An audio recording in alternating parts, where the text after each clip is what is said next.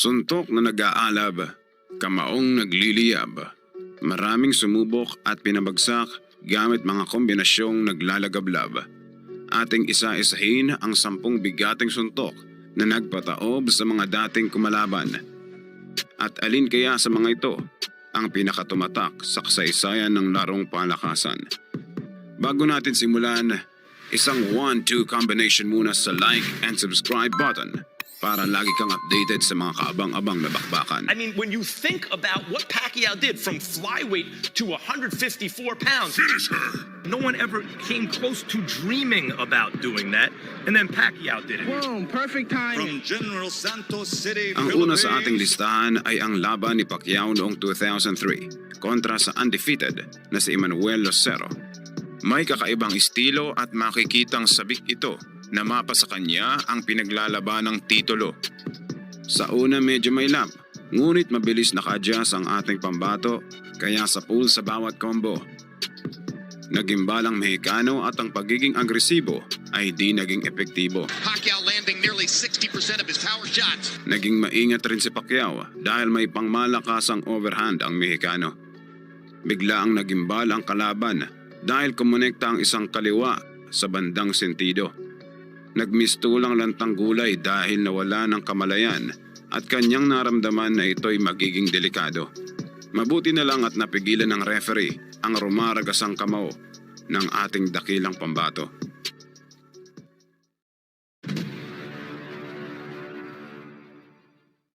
Ito ang unang laban ni Pacquiao sa Amerika kontra sa kampiyon na mula Afrika.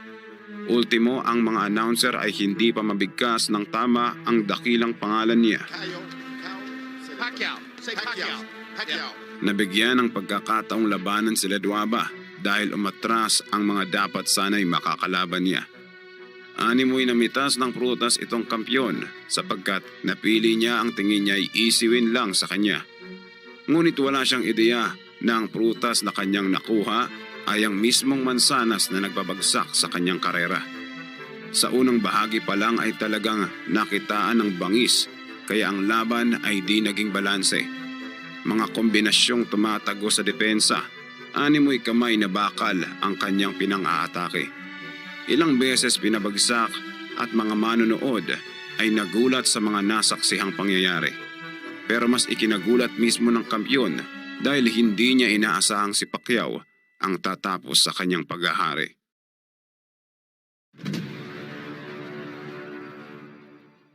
Ito, talagang heavy favorite ang ating pambato dahil sa sunod-sunod niyang KO. Pacquiao is the biggest punching 122 Mga kampiyon ay ginawang stepping stone niya lamang habang karera ay naging makasaysayan at unti-unting inakyat ang pinakatuktok ng larong palakasan. Kakatapos pa lang ng unang ikot ay nagdadalawang isip at panay reklamo na itong naghahamon. Animoy nawindang sa lakas na taglay ni Manny dahil bawat suntok niya ay bumabaon. Bumagsak ng 2 beses sa pangalawang ikot at basag ang kanyang ilong. Talagang makikita ang pinagkaiba ng dalawa kahit veterano na ang dating kampyon.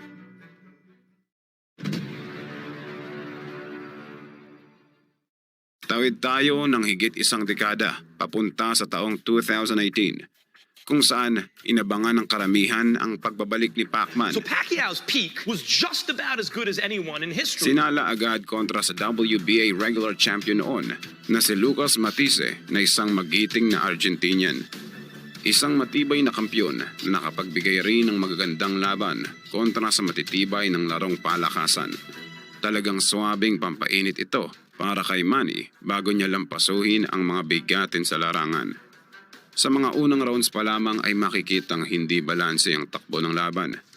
3 beses pinabagsak at ang tigasing kampiyon ay pinalambot lang na parang unan. Jab ang pinakanaging epektibo niyang sandata upang ang mga uppercut ay maikonekta. At sa loob ng 9 na taon ay muling naitala ang KO victory sa kahanga-hanga niyang kartada.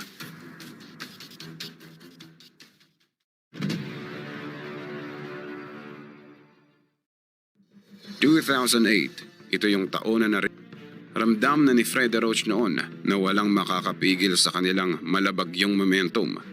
Kaya hindi na nag-aksaya pa ng panahon at inakyat agad kung sino man ang matapang na maghamon. Dahil wala silang ideya na si Pacquiao ay magpapaambo ng Armageddon sa kanyang henerasyon. Pero bago nangyari ang lahat ng yan, ay nakatikim muna si David Diaz ng gulpi de gulat. Kaliwat kanan ang humahambalos sa kanyang muka habang may mga deadly hook na pambungad. Buong laban ang Mexicano ay tila hindi makasabay dahil sa bilis na taglay ni Pacman. Fast. Amazingly fast. Halos magkalasog-lasog ang muka sa matatalim na kombinasyong animoy latigo de aram. Hanggang saan naabot ang tibay mo sa maladilubyong kamao? It has begun. Sapat ba ang karangalang matatamasa kung kalusugan mo ay makokompromiso? Sa kalagitnaan ng 9th round, tinuldo ka ng isang left hook at makikitang lupaypay si Diaz. Lakda ang muka, diretso sa sahig at lumambot bigla ang kanyang angking tigas.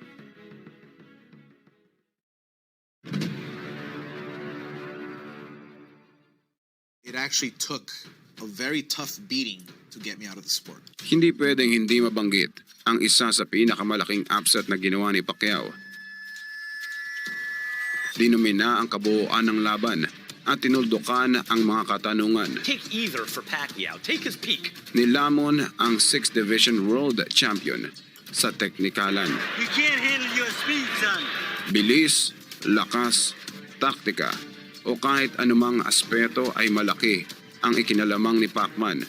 Kaya hindi naging hadlang ang tangkad at haba, kaya naging one-sided ang laban. Lilinawin ko lang sa mga di nakakaalam, ang corner stoppage ay isang uri ng KO at magmamarka ito sa talaan bilang isang knockout. Sumuko ang kampo ni De La Hoya sa kalagitnaan ng 8th at 9th round. Manny Pacquiao. I mean, he beat the hell out of me. But I'm glad he did because it made me retire. Hakbang muli tayo pabalik sa taong 2003 na kung kailan nabigyan ng pagkakataon si Pacquiao na labanan si Barrera. Isa ito sa pinakamabigat na hamon at pinakamalaking pagkakataon sa kanyang buong karera.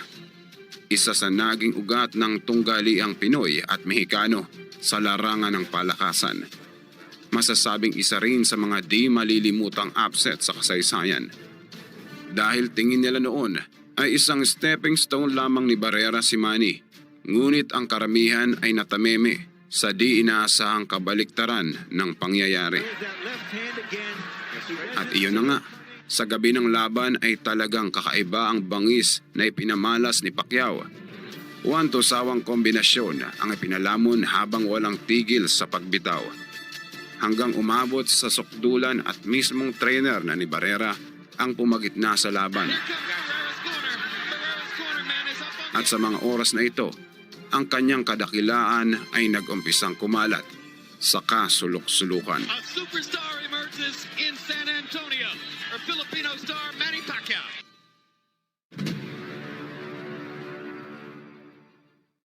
Kung usapang labanan sa pagitan ng Pinoy at Mexicano, abay hindi pwedeng hindi mabanggit ang labanan sa pagitan ni Pacquiao at Morales. Sino ba naman ang makakalimot sa lehitimong mandirigma na tumalo sa ating pambato? Ang kanilang unang laban ay isa sa mga di malilimutang engkwentro. Talagang naabot ang ekspektasyon ng karamihan sa kanilang pangalawang duelo na naging dahilan upang lalong tumalas. Rick Morales. Naging dominante sa Pacquiao sa loob ng buong laban. Morales wobble in the face of the constant. Kahit agrabyado ay patuloy pa rin si Morales sa pakikipagpalitan. At sa huling minuto ng 10th round ay tinamaan ng isang solido sa sentido. Kaya bumagsak at nanigas ang Mexicano habang binibilang ang iilang segundo. Naglakas loob na tumayo, ngunit lumambot na at halatang ito ay tuliro. Ikaw ba naman ang tamaan sa sentido? Tiyak magigimbal ang kamalayan mo. Nang ipagpatuloy, talagang hindi binigyan ng katiting na espasyo at gusto na niyang tapusin dito. Morales trying to regain his composure, it At seems. sa ilang segundo ay muling nagpaula ng kamao, kaya luhod ang Mexicano at ang panalo ay iginawad via TKO.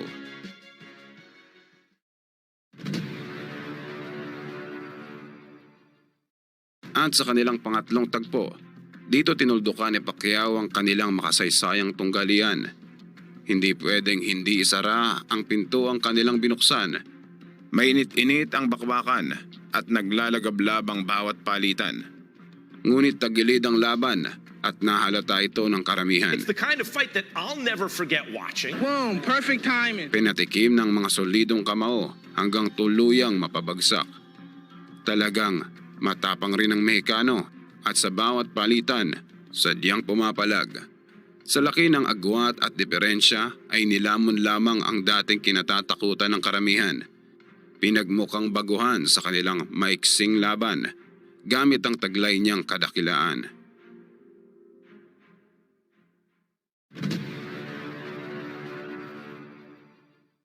Sa taong 2009 ay may mga katanungan ng karamihan kung kakayanin pa ba ni Pacquiao makipagsabayan. Umakyat ng welterweight at kung usapang natural na timbang ay malaki ang ikinalamang ng bawat kalaban. Ito ang laban na kung saan 50-50 ang tingin ng karamihan at si Pacquiao ay maaaring mapuruhan. Ngunit hindi pa natin malalaman hanggat di pa nauumpisahan. Talagang pukpukan ang nasabing laban.